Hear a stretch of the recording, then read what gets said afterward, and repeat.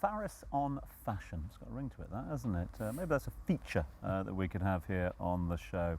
Right, all things fashion to be discussed, and our next guest is, of course, our co-host today and co-founder of Luxury Unedited, where fashion and luxury experts come together in a raw and unfiltered dialogue.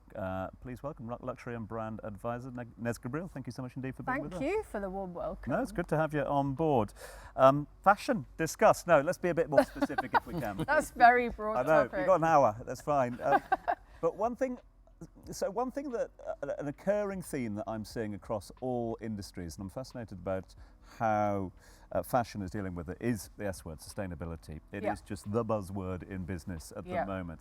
How's fashion doing, and how's fashion in this part of the world doing when it comes to understanding sustainability? You know, globally, actually, sustainability is an overused word. And now, in terms of the fashion industry, it doesn't just mean the environment. It also means race, it means size, it means ageism. So they've kind of made it a broader kind of word. Now, when you talk about circular economy, that is about sustainability. When you talk about slow fashion, that is sustainability. So in terms of that circular economy, you produce, you make, everything within your environment. So your environment are the ones that benefit.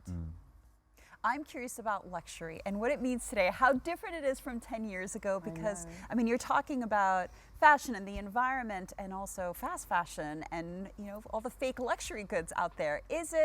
Does it have the same meaning? Is it still considered to be as exciting as it once was? Well, actually, yeah, it's a big topic. So you mentioned the podcast Luxury Unedited. One of our most popular episodes was around the luxury experience. So those that have bought luxury all their lives, they see prices have increased, the way they're treated has decreased exponentially. And, you know, you find people queuing outside the stores in rain, in the heat. I don't know how that personally is a luxury experience.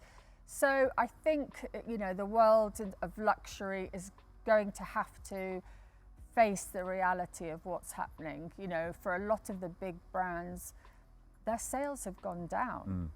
But are we actually missing out on something? Because I've never bought a designer item in my entire life. I know that might shock some people out there, but I haven't. What is it that really sets apart luxury from, you know, going to our local neighborhood mall? That might seem like an obvious answer to some people. It isn't to me.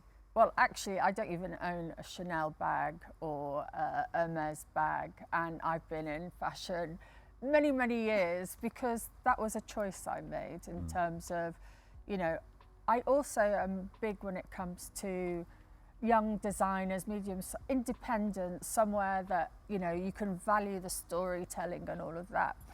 For me personally, luxury was all about craftsmanship. It was about quality. It was about the storytelling.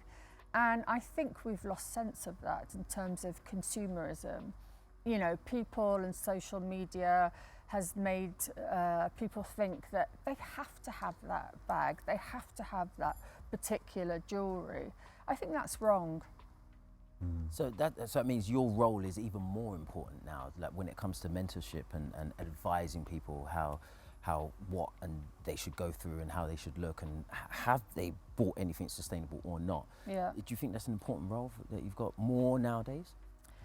I don't think it's about, I mean, when it comes to sustainability with emerging talent, but also I work with people who are, that's a medium-sized SME who have been working for the last 10, 15 years and can't bring their product out. It's a really tough industry. I don't think people realise. I'm chairman of the board, advisory board at Heriot-Watt University, and I think in terms of mentorship, even in our meetings, I think it's really important to have the students in there. I think COVID, we missed out so much in terms of education. The kids weren't at the universities. They didn't have that intimacy of learning just by chance, like, you know, you might say a comment, and I've learned from you in terms of presenting. I didn't know that.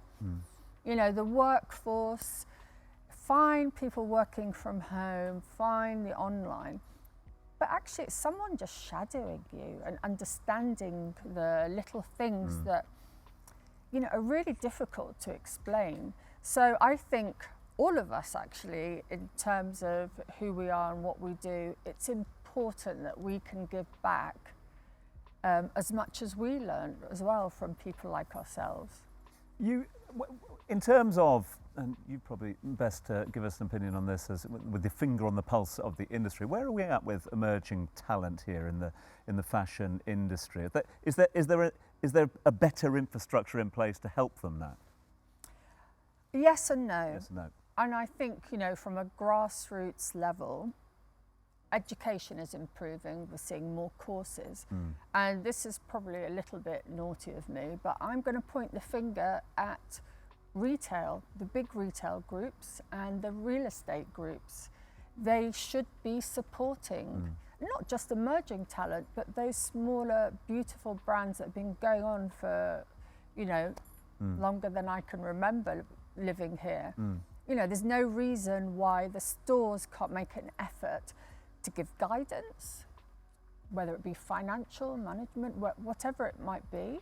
Have them in their stores specifically, so when tourism comes in, they know, I'm going to go to that store, I'm going to find the essence of this country, right?